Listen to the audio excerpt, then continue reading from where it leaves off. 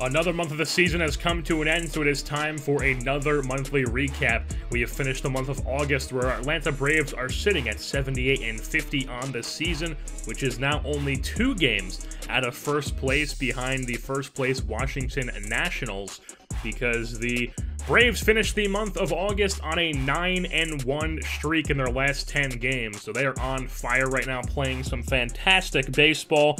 I believe the only loss in that stretch was a 1-3 loss to the Seattle Mariners in Seattle, so it was a road game, and I believe the other games in that series, it was a 12-0 win and an 8-4 win, so we are doing our job. The Braves are getting it done, trying to push for that first place spot, but September is going to be vital as the Nationals still can separate us quite a bit from them, but we can catch up if we keep playing this way. Taking a look at some of the players on our teams who are spread across the league leaders, there is Freddie Freeman, who is a 300 average exactly, which is tied for 8th in the National League. His 32 home runs is 3rd in the National League, and then his 941 OPS is 4th. Josh Harrison is the man that Freddie Freeman is tied with an average at 8th at a exactly 300 average. Then there is Ender Inciarte with his 8 triples, which is tied for 1st with 2 other players in the National League. And on the pitching side of things, of course, there's Patrick Corbin still 2nd in ERA, 2.38, 5 home runs allowed. That is the the least amount of home runs allowed in the National League this season by a pitcher.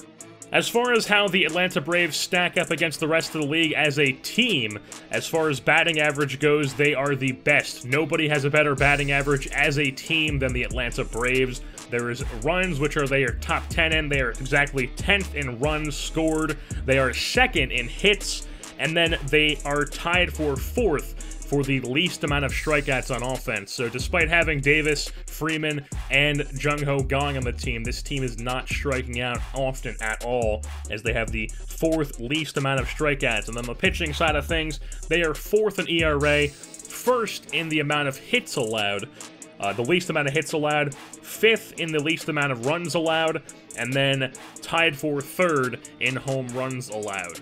And now we take a look at some of the players on our team who are hitting well, who we didn't really go over in the league leaders. The first guy we did go over in the league leaders, he's hitting 300, tied for 8th in the National League, in Josh Harrison. Yeah, he's hitting 300, slashing 300, 357, 411. But the thing to point out about that is that Josh Harrison has only been playing against right-handed pitching since, I believe right as when I signed Nori Aoki, I put them in a platoon. So Josh Harrison, those numbers got boosted a lot because he just wasn't hitting well against lefties for some reason, despite him being a right-handed bat.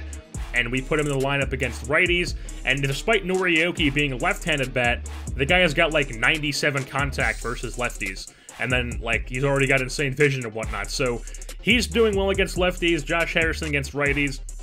We're going to keep it like that, so Josh Harrison, that's where he stands right now. There's Jung-Ho Kang, who is slashing 289, 335, and 500 with an OPS of 835. He's got 24 home runs on the season. He is doing his job on that corner infield position at 3rd base. John Ryan Murphy and Gordon Miller are the 2 guys platooning at the catcher spot. Murphy, against right-handed pitching, is slashing 285, 358, and 423. He's jumped a few batting average points since last month, as he kind of had an on-fire month of August. And then there's Gordon Miller, who's slashing 271, 362, and 300. So an impressive average and an OBP, but not an impressive slugging percentage, as Gordon Miller does not hit home runs. He has no home runs on the season, and apparently he's just not an extra base hitter guy. He just hits a lot of singles. So in basically every monthly recap and like every prospect profile I've done this season, I've mentioned that next season we are going to be going younger. We have a couple of expiring contracts this year. I do not plan on re-signing those guys. There is one guy who I will get into, but I keep mentioning that we're going to be going younger next year. We're going to have a few positions where we're going to have new starters at, and we're going to kind of give a little bit of preview of guys who you could see on the Major League roster next year, because there's Julio on the pitching staff. There's Julio Teheran, Jeremy Hellickson, and Jaime Garcia are all on expiring contracts. We're going to try to re-sign Julio Teheran. I want him back 100%. But as far as Hellickson and Garcia goes, they are not going to be brought back. Mike Foltynewicz, he has a year left of arbitration, so he's going to be brought back in the rotation. Patrick Corbin was signed to a 2-year deal, I believe, so he's definitely going to be back next season. So if we get Tehran back, that's 3 pitchers we have. We have 2 open spots in the rotation, and we have a lot of starting pitchers in AA and AAA who definitely have a shot at being in the rotation next year. Probably the most obvious choice you would think would be Aaron Blair, who was in our rotation for a bit in Season 1, but then in Season 2 he kind of got pushed out, and then Season 3 also kind of got pushed out. But Aaron Blair, 76 overall, A potential still. He's 26 years old, though he's going to be 27 next season, so he's not quite a prospect anymore, but he does have an A potential, so if he does pitch well, he can still go up in that overall. We'll see if we want to give him the shot in the rotation next year. There's also Cyrus Hirsch, who is a 75 overall, A potential, 21 years old, currently in AA. We've gone over a prospect profile for him.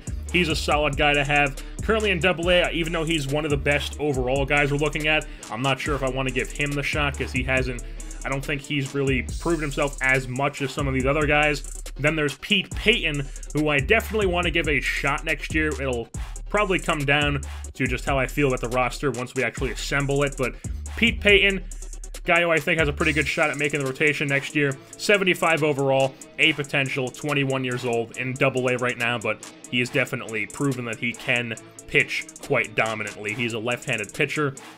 And then there's also Bruce Mesoraco, Bruce the Juice. He was our first-round pick in the first season of this franchise in 2017. He's 19 years old, currently out of Connecticut. He's a 74 overall, A potential, currently in AAA. He hasn't really had dominant stats. He hasn't really put up like the stats you would expect from a guy who was a top 5 pick in the first year's draft. He was a stud right off the bat, but he just hasn't really done too much for us.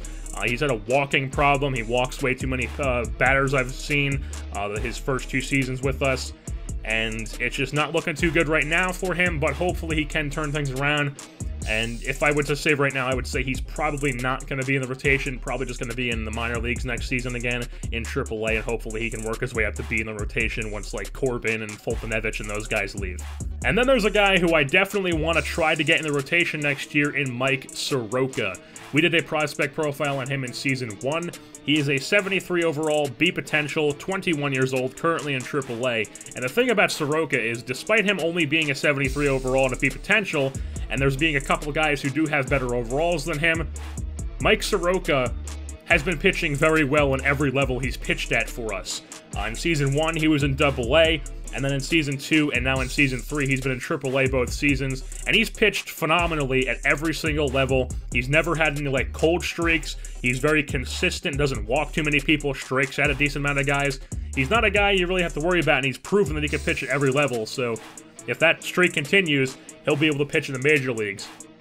So Mike Soroka, definitely a guy to keep your eye on. And then there's Colby Allard, who's another one of our A potential starters. 72 overall, 21 years old, a lefty, currently in AA. He has been in AAA. He was, I believe, like our best starting pitching prospect when the series started, but guys have overtaken him because he just hasn't pitched that well. He's had a very serious walk problem, not as bad, worse than Bruce Mesoraco's walk problem. Mesoraco's isn't that bad, to be honest, but Colby Allard is a guy who walks way too many people. I've noticed that, like, every season in this series, he walks a lot of people. Definitely not what you want to see. He also strikes out a lot of guys, but you don't want to see the walks. He's basically like an Alex Meyer right now, a left-handed Alex Meyer, where he strikes out guys, but he walks a ton of people. Definitely not what you want to see.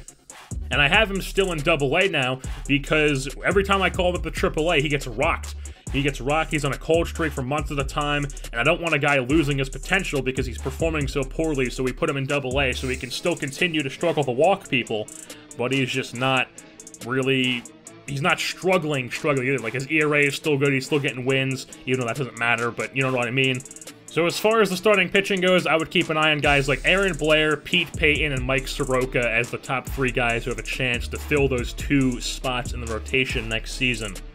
As far as position players go, there is one that is definitely set in stone, and that is that Marwin Gonzalez's contract is up at the end of the season. We will not be bringing him back, so Ozzie Albies will be the everyday against righties and against lefties starting second baseman. So the Albies-Swanson double play combo is finally going to be ready. He's currently a 78 overall, a potential 22 years old, so his 23-year-old season is the year that he's finally going to get a chance to be the everyday second baseman, and hopefully he's going to be ready for it.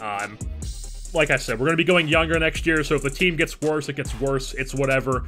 It's definitely building for the future at this point because we have the guys on expiring contracts. This year is the year that we really want to go for it all and then build these young guys up, and then maybe in like a year or two, we are able to once again be a dominant team.